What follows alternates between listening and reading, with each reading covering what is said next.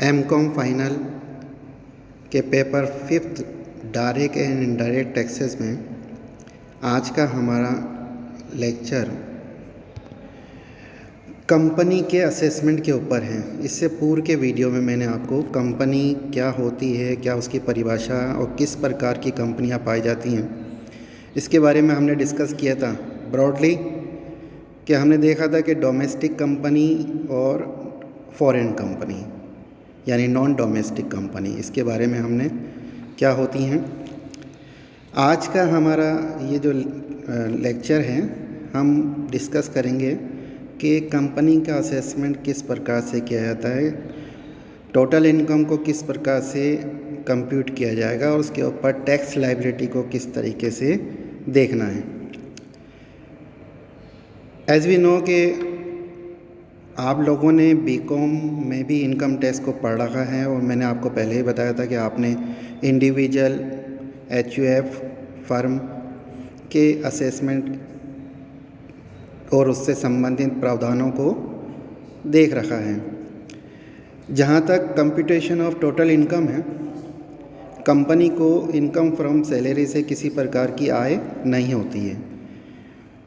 It means कि इसके जो शीर्षक होंगे, हेड ऑफ इनकम होंगे, वो चार होंगे: income from house property, income from business and profession, income from capital gain और इनकम फ्रॉम अदर सोर्सेज। हम जानते हैं कि इन सभी हेड में इनकम को ज्ञात करने के संबंध में कुछ प्रावधान हैं, नियम हैं, जिनका कि हमें जानना और ज्ञान होना बहुत आवश्यक है। अदरवाइज़ हम टोटल इनकम की कंप्यूटेशन नहीं कर पाएंगे। जैसे हाउस प्रॉपर्टी है तो हाउस प्रॉपर्टी ब्रॉडली या तो जैसे किराए पर उठाई गई मकान संपत्ति है, उसके जो नियम हैं वो आपको जानने चाहिए। इसी प्रकार से income from business and profession में किस प्रकार से हम लाभों की गणना करेंगे, पुस्तकीय लाभ क्या होते हैं, कौन कौन सी डिडक्शन मिलती हैं, कौन कौन सी डिडक्शन अलाउड नहीं हैं, इन सब का ज्ञान होना भी आवश्यक है। एंड कैपिटल गेन में भी इसी तरीके से पूंजी संपत्ति क्या है, कौन कौन सी पूंजी संपत्तियां होती हैं, कौन कौन सी उसमें से एग्जेम्पशन मिलती है, उन एग्जेम्पशन की नॉलेज होना आपके लिए आवश्यक है। इसी प्रकार से इनकम फ्रॉम अदर सोर्सेज में ब्रॉडली जैसे हम देखते हैं इंटरेस्ट की इनकम है, डिविडेंड की इनकम है और अदर सोर्सेज की इनकम है, उनमें किस प्रकार के नियम हैं उनकी जानकारी होना भी आपको आवश्यक है। जब इन चारों इनकम को हम क्लब कर लेते हैं तो ग्रॉस टोटल इनकम है। हानियों की पूर्ति के संबंध में भी नियम है जो आपको जानने आवश्यक हैं। एक भारतीय कंपनी के लिए विदेशी कंपनी की अगर कोई हानि हुई है तो उसको समायोजित करने का भी लाभ है। इसी प्रकार से कंपनियों को डेप्रिसिएशन के संबंध में एक्स्ट्रा बेनिफिट मिलता है, उसको भी हम देखेंगे। ग्रॉस टोटल इनकम कंप्यूट करने के बाद deduction under section 80G to 80LA कंपनियों को अवेलेबल होती हैं। वैसे हम जानते हैं कि 80 में अंडर सेक्शन चैप्टर 6 में हम देखते हैं कि 80C से लेके 80U तक की डिडक्शन मिलती हैं, लेकिन कंपनियों को सारी डिडक्शन नहीं मिलती, उनको 80G से 80LA के डिडक्शन अवेलेबल होते हैं। उनको घटाने के बाद कंपनी की टोटल इनकम आ जाती है और इस टोटल इनकम पे फिर हम टैक्स की कैलकुलेशन करेंगे। जहाँ तक डिडक्शन का संबंध है, एक रफली एक आइडिया अपन चर्चा कर लेते हैं कि जैसे कि जो अवेलेबल हैं, जो कंपनियों को छूट जिसकी डिडक्शन मिलती है, उनको 80G के संबंध में डोनेशन की छूट मिलती है, डिडक्शन मिलती है। और हम ये जानते हैं कि ये सारी डिडक्शन किस में से मिलती हैं, ये ग्रॉस टोटल इनकम।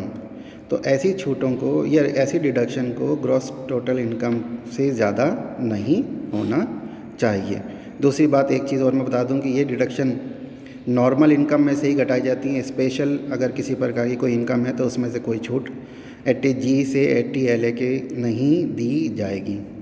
80G में डोनेशन के संबंध में तो इसमें आपने पढ़ा था कि भाई इसमें हमने ब्रैकेट बनाए हुए हैं, 100% है डोनेशन, कुछ इंस्टीट्यूट के ऊपर 50% की मिलती है।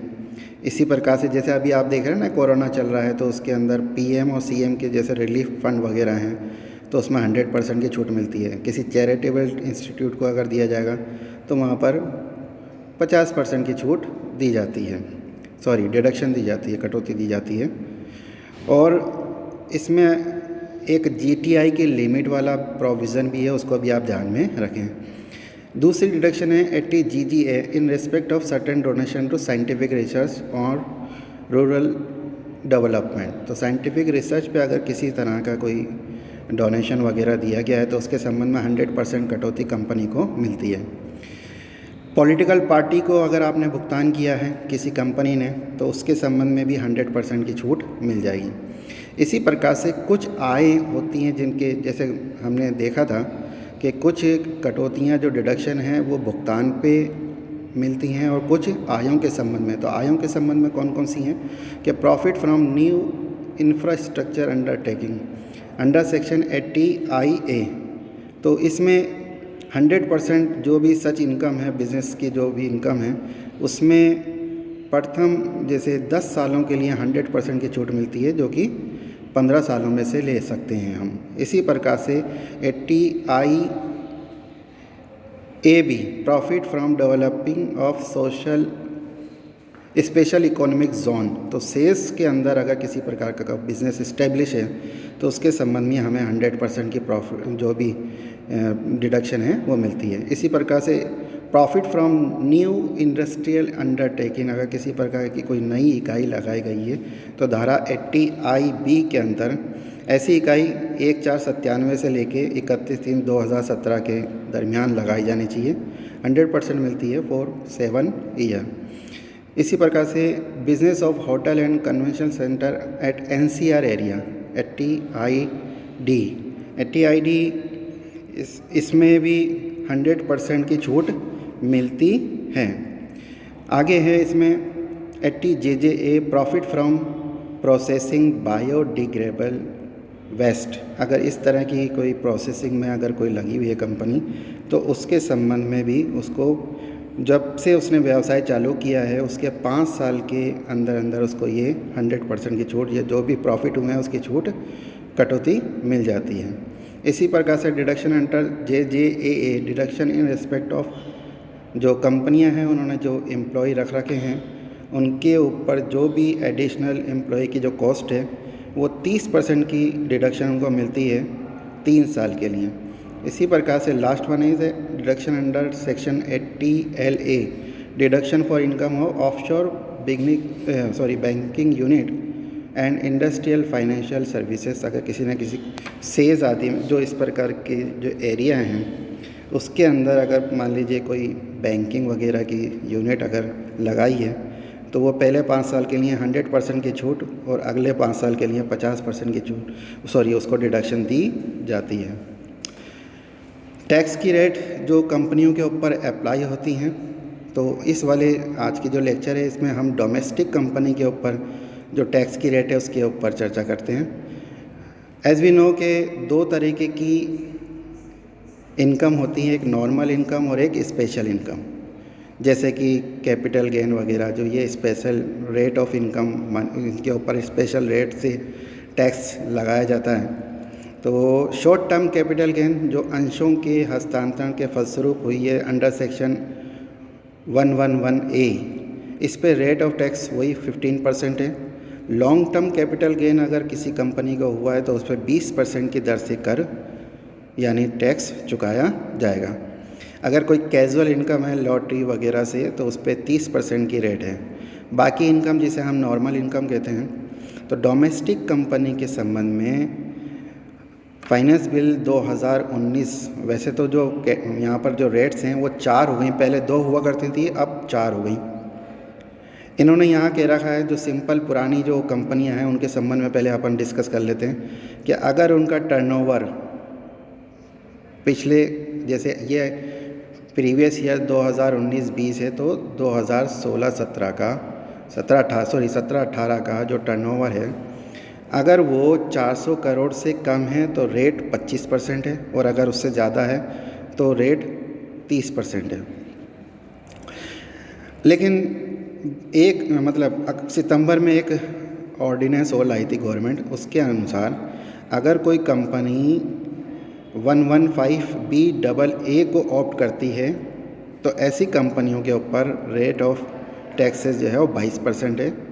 और अगर मान लीजिए कोई कंपनी न्यूली, कोई मैन्युफैक्चरिंग कंपनी है, अगर वो न्यूली इस्टेब्लिश हुई है 1/10/2019 से, तो उसके संबंध में 15% की रेट दी गई है। इसमें कुछ रिस्ट्रिक्शन वगैरह भी हैं जिनको अपन आगे डिस्कस करेंगे।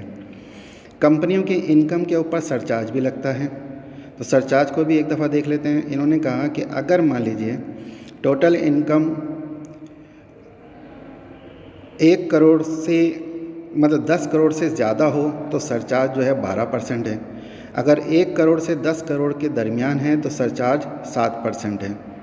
आपको ये भी ध्यान में रखना चाहिए कि जो 115 BAA है, इसमें सरचार्ज की एक ही रेट है 10%। ये जो 7%, 7% और 12% मैंने आपको बताया, ये अंडर सेक्शन 115 BA वाली कंपनियों के लिए हैं जो ओल्ड कंपनी है। इसी प्रकार से यहाँ पर एक चीज़ जो सभी पे लगेगा उसे हम जानते हैं कि भाई हेल्थ एंड एजुकेशन सेस जो है वो 4% है। ये भी कंपनियों की जितनी भी इनकम, जो भी टैक्स है उसके ऊपर ये भी अप्लाई होगा। एक सिंपल से क्वेश्चन से, इलस्ट्रेशन से अपन इसको समझते हैं। इन्होंने कहा कि the following are the particular of income of X limited. कौन सी कंपनी है? Domestic company for the year ended 31 March 2020। कुछ इनकम आपके सामने रखी गई हैं। Profit of business after charging 40,000 paid as donation to an approved charitable institute. 40,000 रुपये का डोनेशन देने के पश्चात जो बिज़नेस से उनको आय हुई है वो 3,80,000 है। इंटरेस्ट ऑन गवर्नमेंट सिक्योरिटी है 10,000। Dividend from non domestic company 50,000। Long term capital gain computed है 50,000। Short term capital gain on sale of share under section 111A 1,40,000। Find out the total income payable by the and tax payable by the company for the assessment year 2020-21 assessment year. Total turnover of the company was more than 400 crore during the previous year 2017-18. It means कि ये एक domestic company है और previous year 2017-18 के दौरान उसका जो turnover था वो 400 करोड़ से ज़्यादा था। इट मीन्स कि इसके ऊपर 30% की फ्लैट रेट से टैक्स लगेगा। स्पेशल इनकम पे स्पेशल रेट से टैक्स लगेगा। और इसलिए हम सबसे पहले इसका कंप्यूटेशन करेंगे इनकम का। इनकम को कंप्यूट करने से पहले सबसे पहले जैसे हेड वाइज हम इनकम लेंगे, तो income from business and profession, profit दिए गए हैं आफ्टर चार्जिंग डोनेशन। तो 3,80,000 में जो डोनेशन दिया गया इट इज़ नॉट अलाउड, उसकी अलग कटौती मिलती है, इसलिए हम इसको वापस जोड़ देंगे। 4,20,000 is income from business and profession. जो अदर इनकम दी गई है उसमें इनकम फ्रॉम कैपिटल गेन है। शॉर्ट टर्म कैपिटल गेन 1,40,000 का वो हम लिख देंगे। लॉन्ग टर्म कैपिटल गेन 50,000 का है। इन दोनों को क्लब करके 1,90,000 income from capital gain. Income from other sources में हमें dividend from non domestic company, dividend अगर डोमेस्टिक कंपनी है तो वो तो पिछले साल तक करमुक्त था और इस साल से तो उसके ऊपर जो करमुक्ति है वो भी ख़त्म कर दी गई है। DDT जो है उसके संबंध में कुछ संशोधन हुए हैं।